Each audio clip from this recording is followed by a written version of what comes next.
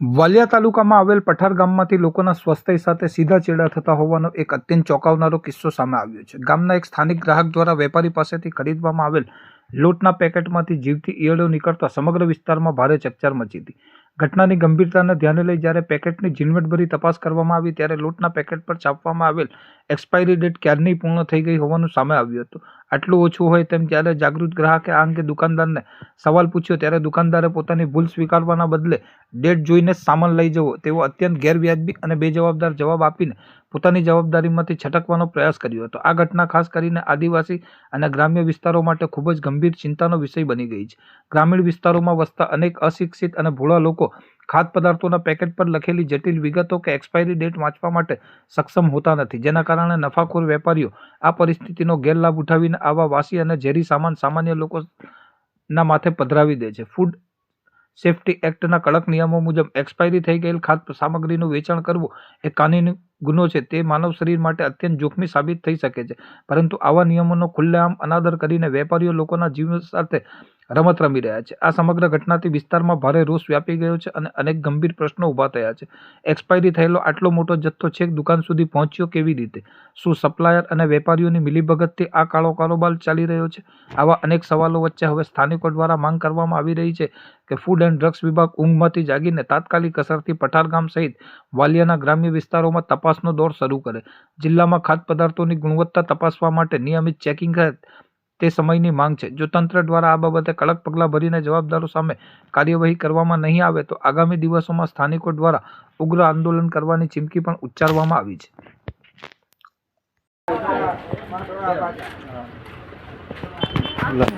આ લોટ ક્યાં આપ્યો અત્યારે? હેલા આ લોટ ક્યાં આપ્યો અત્યારે? હા એ પછી કરજે। આ લોટ ક્યાં આપ્યો એવું પૂછું તને? હા અત્યારે તારી દુકાનેથી લઈ ગયા? લઈ ગયા કે નહીં લઈ ગયા? લઈ ગયા ને? તો આમાં ઈયળો છે ને 100 એટલો તને ભણેલો છે, તું આ જોઈ લે કઈ તારીખ છે? કઈ તારીખ છે તે કેમ જોયો નથી ને? પેકેટમાં આવેલો છે જોયું નથી ની કાલે બી બતાવ્યું, ગઈકાલે બી આવી ઈયળો આમાં ઈયળો દેખાય તને? ઈયળો દેખાય કે નહીં દેખાતો? હે બીજો આવો કેટલો માલ છે દુકાનમાં? બતાવ માલ અમારી કોથળી બતાવ કેમ 100 રીતે જોવું પડે ને તમારે? આખો મીચી તમે વેચી દે નહીં ચાલે ને? તારા ઉપર કઈ છે? હે બસ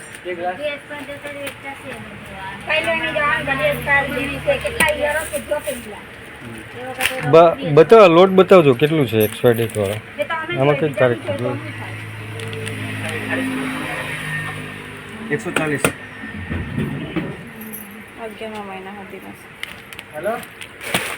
આમાંનો લોટ કઈ છે બતાવો?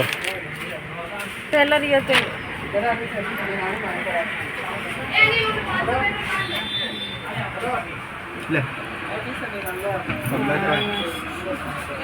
હા 1 મિનિટ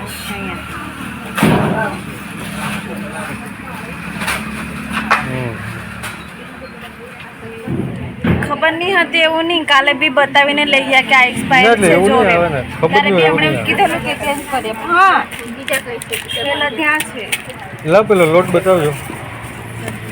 75 જોડવો ને બોલા હા એ ગયા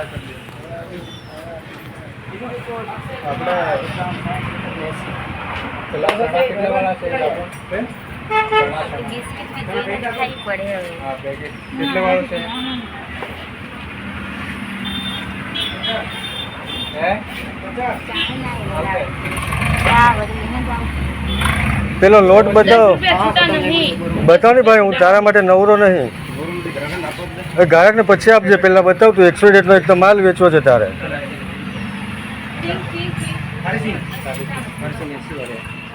સાબુ લઈ આવવાનું હતું બિસ્કિટ બી ઓ ભાઈ પેલો 20 હે ને 20 એકવાર આવેલો એક્સપ્રેસમાં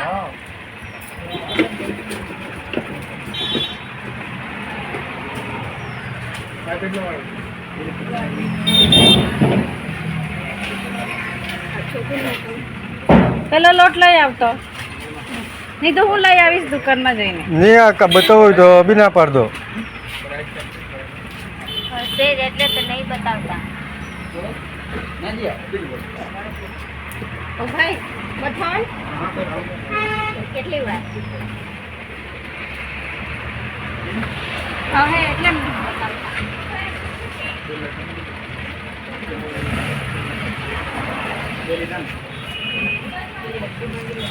હા તો આપણે આ જલ્દી જમવાનું બનાવીએ એટલે આપણને અજવાળામાં દેખાયું નહીં તો જે લોકો અંધારામાં બનાવતા હોય તે લોકો કેટલા દેખાય નહીં.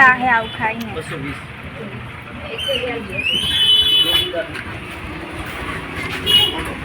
પેલો લોટ લઈ આવો. ના છે જો હમણાં નહીં બતાવો તો બીજા આવે ત્યારે બતાવતું જશે.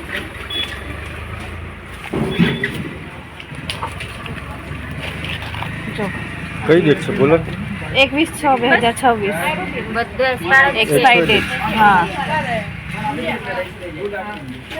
આ એક્સપાયરી ડેટનો લોટ છે ને સાઈડ પર મૂકી દો લે. હા છે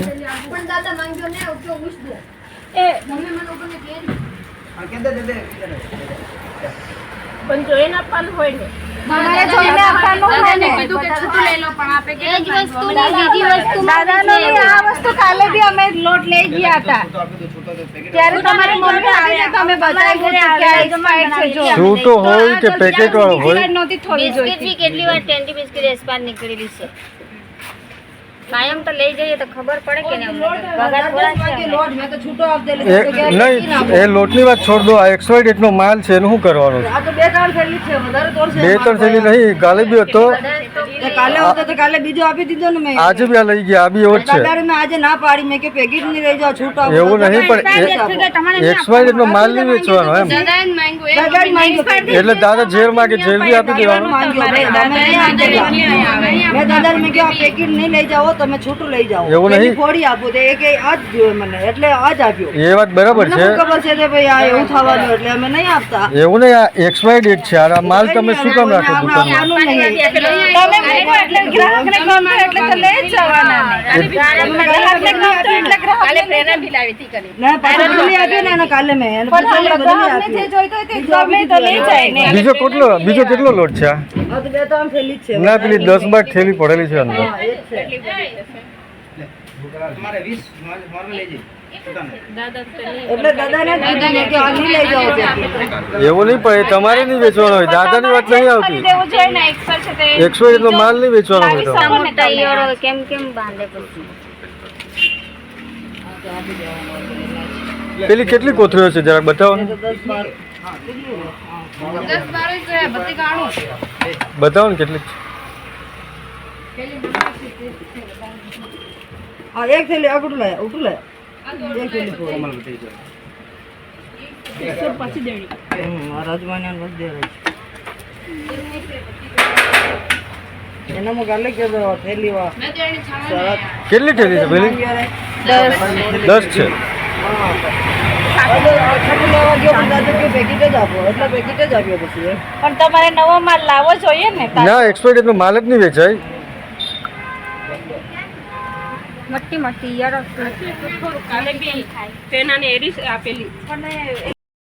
વાંજલી છે. અમે પથર ગામના રહેવાસી છે. અમે આ દુકાનથી ઘણી વખતથી સામાન લઈ જઈએ છીએ.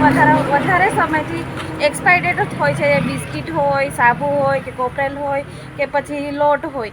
અમે ગઈકાલે પણ ઘઉંનો લોટ લઈ ગયા હતા જે એક્સપાયર હતો. અમે એમને તારીખ બતાવીને ચેન્જ કરીને પછી લઈ ગયા હતા. એમને કીધું તું છૂટો લોટ લઈ જાઓ તો પછી એમને છૂટો લોટ આપ્યો. તો આજે અમારા દાદા જ આવ્યા હતા દુકાનમાં તો એ દાદાને કીધું કે આ લોટ લઈ જાવ એમ કરીને તો દાદા લઈ આવ્યા હતા. અને પછી ઝારીને જોયું તો એમાં ઈયળો હતી. અડધી રોટલી તો લોટ બંધાઈ ગયો હતો જોયું નહોતું એટલે પછી જો ધ્યાનથી જોવામાં આવ્યું ત્યારે ઈયળ નીકળે એટલે દુકાનમાં અમે બતાવવા આવ્યા હતા. તો એમાં અમે એમના જોડે અમે વાત કરી.